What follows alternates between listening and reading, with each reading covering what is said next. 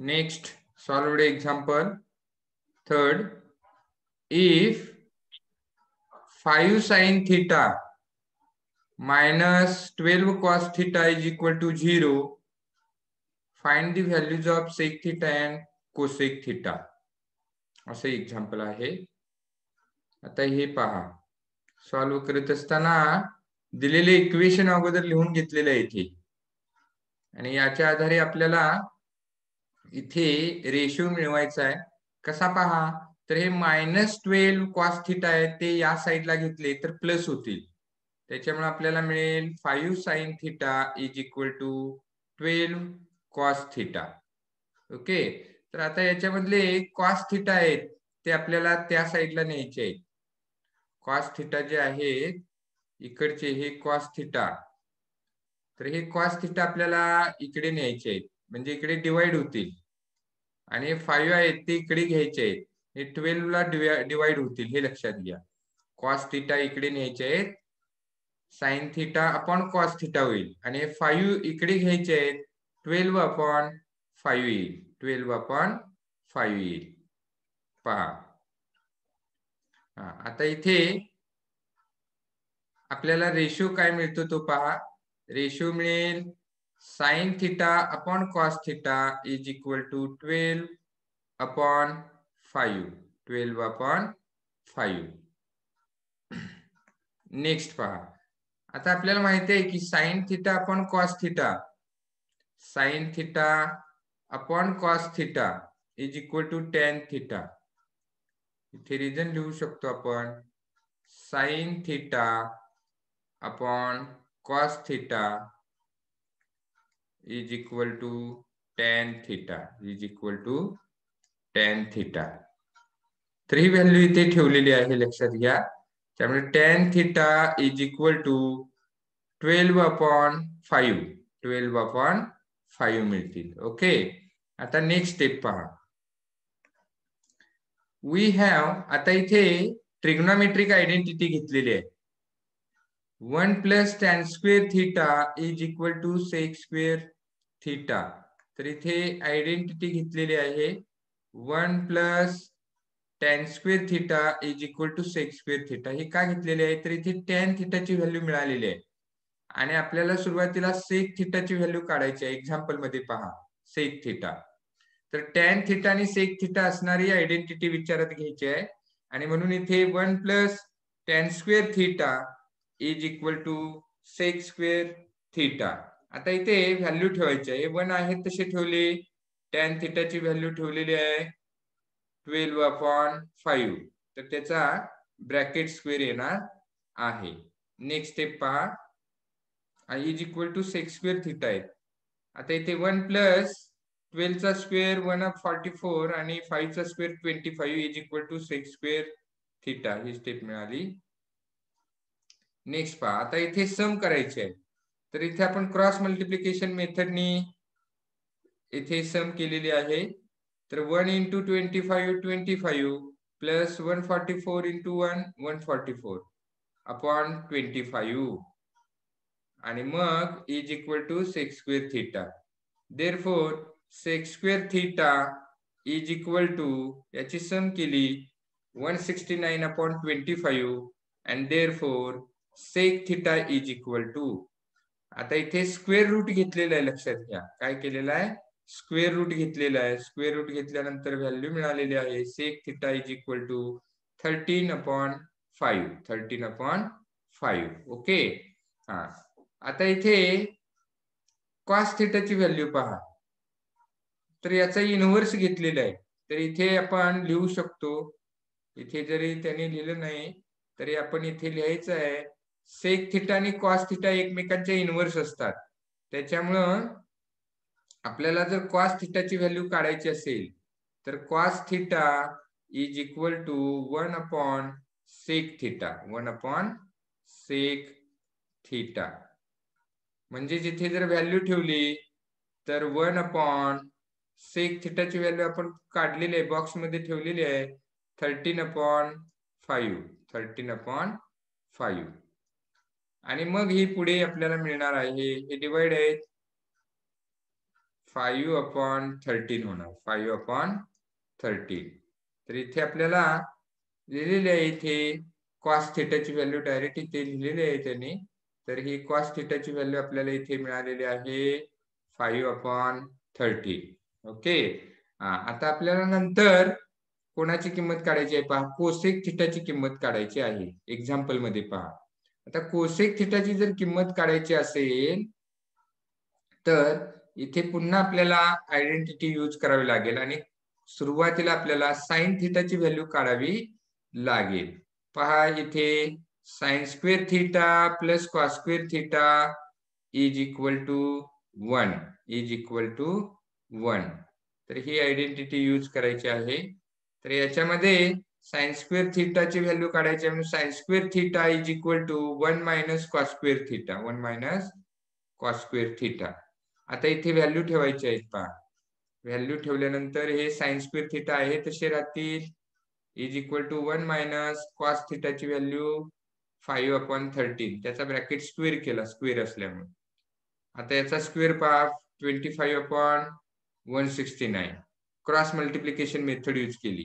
तर इथे cross multiplication method use केल्यामुळे आपल्याला आन्सर काय मिळेल, तर 169 मायनस 25/169.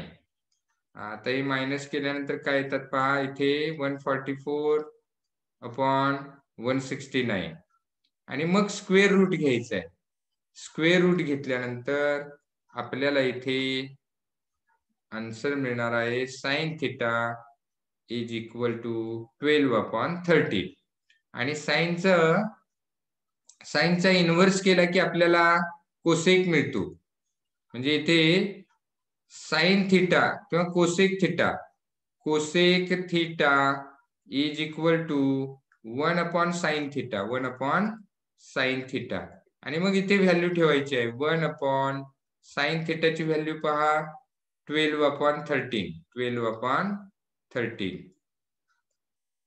आणि मग हे उलटून गुणिले होतात म्हणजे 13/12 येतात 13/12 येतात आणि म्हणून मग इथे आपल्याला कोसेक थिटाची व्हॅल्यू मिळते 13/12 पहा इथे मिळालेले आहे 13/12. ओके. तर हे अशा पद्धतीने हे एक्झाम्पल सोडवलेलं आहे. पहा आता नेक्स्ट एक्झाम्पल पहा. आता इथे आपल्याला एक्झाम्पल काय दिलेलं आहे पहा, चौथं आहे.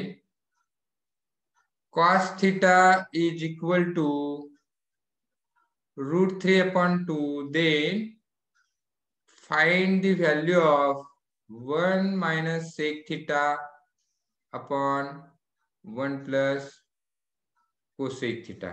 तर याची व्हॅल्यू काढायची आहे. तर इथे एक्झाम्पल सोडवताना वेगवेगळ्या मेथडनी 2 मेथड्सनी इथे सॉल्व्ह केलेलं आहे. इथे 2 मेथड्स दिलेले आहेत. 1 बाय 1 पहा. आता इथे फर्स्ट मेथड पहा, cos theta is equal to √3/2. Okay.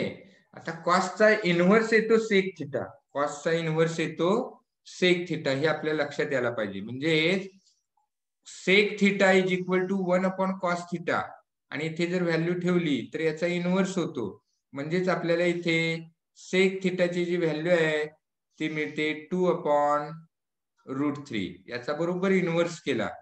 Inverse करायचा आहे म्हणजे इथे न्यूमरेटर आहे तो डिनॉमिनेटरच्या ठिकाणी घ्यायचा आहे आणि डिनॉमिनेटर आहे तो न्यूमरेटरच्या ठिकाणी घ्यायचा आहे. का तर आपल्याला माहिती आहे की sec theta is equal to 1/cos theta. लक्षात घ्या 1/cos थिटा आणि किंवा इथे cos थिटाची व्हॅल्यू ठेवली तर आपल्याला ते सेक थिटाची व्हॅल्यू 2/√3 मिळेल. ओके. आता आपल्याला पुढे काय करायचं आहे बघा, आयडेंटिटी यूज करायची आहे. आता ही आयडेंटिटी कोणती यूज करायची आहे, तर आपल्याला झालेली sine square theta plus cos square theta is equal to 1 ही आयडेंटिटी यूज करायची आहे. आता याच्यात व्हॅल्यू ठेवायची आहे. व्हॅल्यू कोणाची ठेवायची आहे, तर कॉस थिटाची आपल्याला व्हॅल्यू माहिती आहे. त्यामुळे आता इथे ठेवताना हे साइन स्क्वेअर थिटा आहे तसे ठेवलेले आहेत. कॉस थिटाची व्हॅल्यू √3/2 ब्रॅकेट स्क्वेअर केला आणि इज इक्वल टू 1. आता आपल्याला साइन स्क्वेअर थिटाची व्हॅल्यू काढायची आहे. ही टर्म माहिती या साईडला न्यायची, मायनस होईल. इथे पहा, therefore sine square theta is equal to 1 minus √3 चा स्क्वेअर 3 आणि अपॉन 2 चा square 4. 1 minus 3/4 is equal to 1/4. Cross multiplication method गेली. 4 minus 3 is equal to 1 numerator आला आणि हा 4 इंटू 1 4 डिनॉमिनेटर आला. ओके.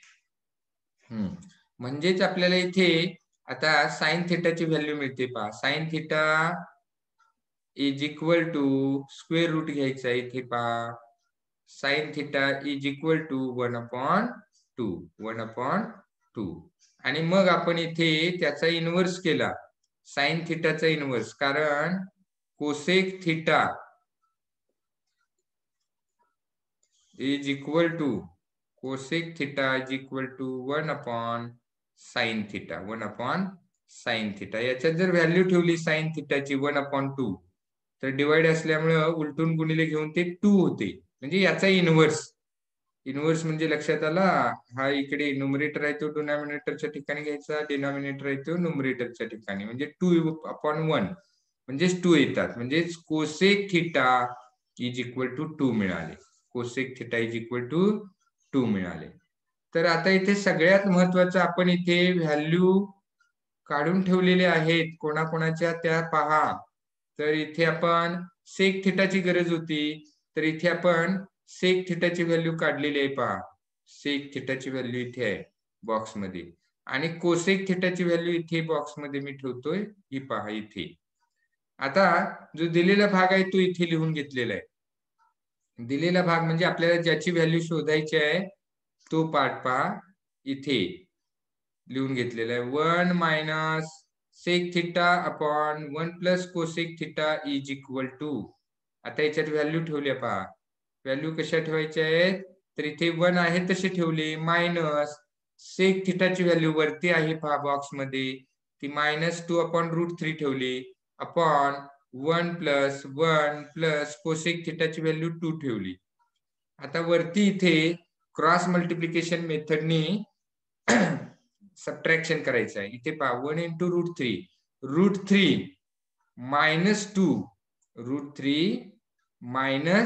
-2 इथे लिहिले पहा, √3 - 2 अपॉन √3 आणि हे अपॉन 1 + 2 3 झाले. तर आता इथे यानी हे 3 जे आहे ते इथे डिनॉमिनेटरला इंटू होतात, म्हणजेच √3 - 2 अपॉन 3√3. तर याच्यामधले इथे जे 3 आहेत तर हे 3 वरती डिनॉमिनेटरला इंटू होत आहेत डिनॉमिनेटरच असल्यामुळे. इथे पहा, is equal to √3 - 2 upon 3√3. Okay. तर अशी आपल्याला व्हॅल्यू मिळते. तर हे आपल्याला इथे आन्सर मिळालेलं आहे, हे लक्षात घ्या. आता सेकंड मेथड पहा. सेकंड मेथडनी सोडवत असताना काय केलेलं आहे पहा. तर इथे सुरुवातीला जी दिलेली व्हॅल्यू आहे ती लिहून घेतलेली आहे. दिलेली व्हॅल्यू कोणती आहे, तर कॉस थिटाची value. Cos theta is equal to √3/2. We know that cos 30 degree cos 30 डिग्रीची व्हॅल्यू √3/2 आहे. लक्षात ठेवा, √3/2 आहे. तर आपल्याला आता ह्या व्हॅल्यू माहिती असणं गरजेचं आहे. इथे पहा, तर याच्या आधारे आपल्याला सांगता येईल की थिटाची व्हॅल्यू 30 आहे. पहा, हे दोन्ही बॉक्स मध्ये जी कॉस थिटाची व्हॅल्यू आहे √3/2 आणि कॉस 30 डिग्रीची व्हॅल्यू आहे √3/2. म्हणजे इथे राईट हँड साइड इक्वल आहे. राईट हँड साइड इक्वल आहे पहा, इथे पहा राईट हँड साइड इक्वल आहे म्हणून लेफ्ट हँड साइड इक्वल येणार, म्हणजे थिटाची व्हॅल्यू आपल्याला इथे 30 मिळणे, 30 डिग्री. थिटाची व्हॅल्यू काय मिळाली? 30 डिग्री. मग आता सेक थिटाची व्हॅल्यू काढायची आहे. Sec theta is equal to sec 30 degree is equal to 2/√3. आपल्याला जो चार्ट झालेला आहे तर त्याच्या आधारे आपल्याला ही किंमत लिहायची आहे. सेक 30 डिग्रीची व्हॅल्यू येते 2/√3. तसेच इथे कोसेक थिटाची व्हॅल्यू काढायची आहे. Cosec theta is equal to cosec 30 degree is equal to 2 येते. तर ती बॉक्स मध्ये तुम्ही बघू शकता, ती व्हॅल्यू आहे 2. ओके. आता आपण याची व्हॅल्यू काढायची आहे, ते लिहिलेले आहे इथे 1 minus sec theta upon 1 plus sec cosec theta is equal to, इथे व्हॅल्यू ठेवली 1 मायनस 2/√3 अपॉन 1 प्लस 2. इथे पहा क्रॉस मल्टिप्लिकेशन इकडे केले तेच आहे, इकडचा भाग क्रॉस मल्टिप्लिकेशन मेथड यूज केलेली आहे आणि इथे आन्सर आपल्याला इकडे जे आहे तेच मिळालेलं आहे, वेगळं काय नाही. तिकडचा भाग आहे हा तसाच तो भाग आहे, इथं जसा भाग आहे तसाच हा सर्व भाग आहे, वेगळं काही नाही. ओके. तर हे एक्झाम्पल आपल्याला या पद्धतीने सोडवायचं आहे. सॉल्व्ड एक्झाम्पल जरी असलं तरी त्याचा सराव असणं गरजेचं आहे. ओके. नेक्स्ट एक्झाम्पल पहा.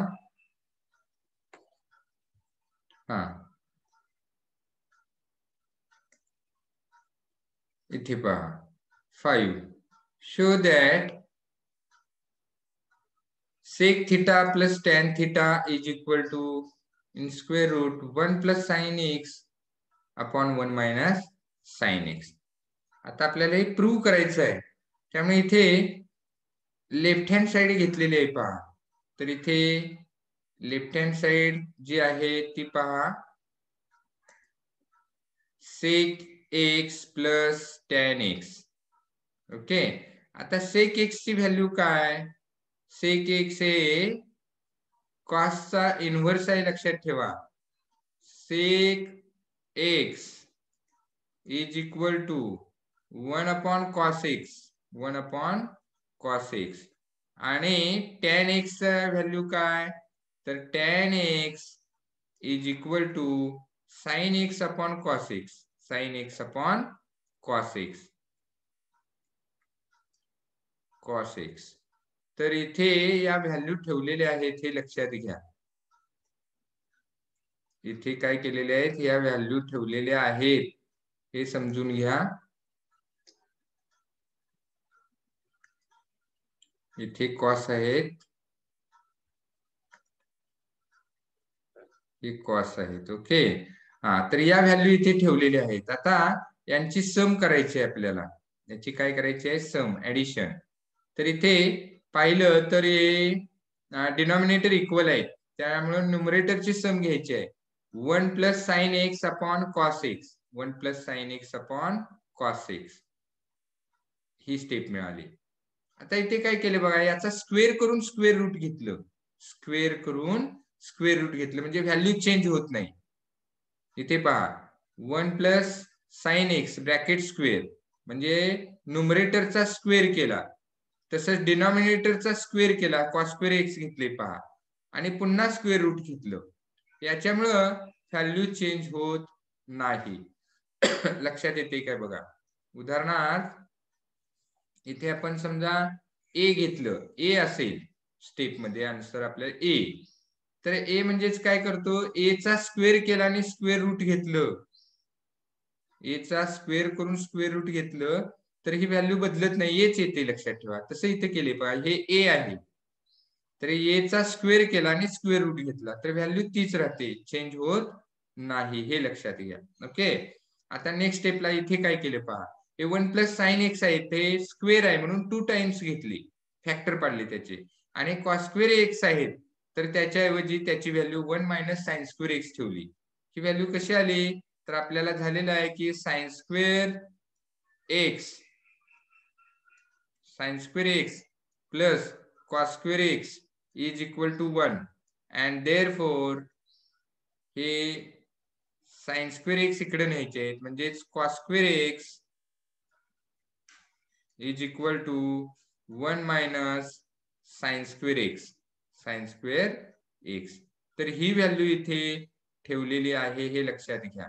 कोणती व्हॅल्यू ठेवलेली आहे लक्षात आलं का? तर ही पहा 1 मायनस साइन स्क्वेअर एक्स ची value cos square x, sorry इथे कॉस स्क्वेअर एक्स ची व्हॅल्यू ठेवलेली आहे. Cos square x is equal to 1 minus sine square x इथे व्हॅल्यू ठेवलेली आहे पाहिजे.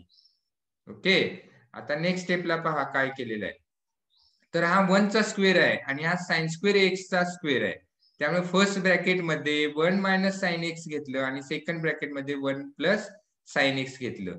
तर इथे काय केलेलं आहे, तर ए स्क्वेअर मायनस बी स्क्वेअर असेल तर यांचा आपण कसं घेतो, फॅक्टर ए प्लस बी फर्स्ट ब्रॅकेट मध्ये आणि सेकंड ब्रॅकेट मध्ये ए मायनस बी, तेच इथे घेतलेलं आहे. फर्स्ट ब्रॅकेट मध्ये 1 मायनस साइन एक्स आणि सेकंड ब्रॅकेट मध्ये 1 प्लस साइन एक्स. आणि असं घेतल्यामुळे आपल्याला इथले हे हा ब्रॅकेट आणि हा ब्रॅकेट कॅन्सल होईल आणि इकडे मिळाले in square root 1 plus sine x upon 1 minus sine x. आणि इथे आपल्याला सेकंड आहे म्हणजे RHS इथे मिळालेली आहे. तर इथे LHS घेतली होती आणि इथे आपल्याला RHS मिळालेली आहे. तर हे जे एक्झाम्पल आहे तर अशा पद्धतीने आपल्याला सोडवायचं आहे. ओके, आता आपली इथे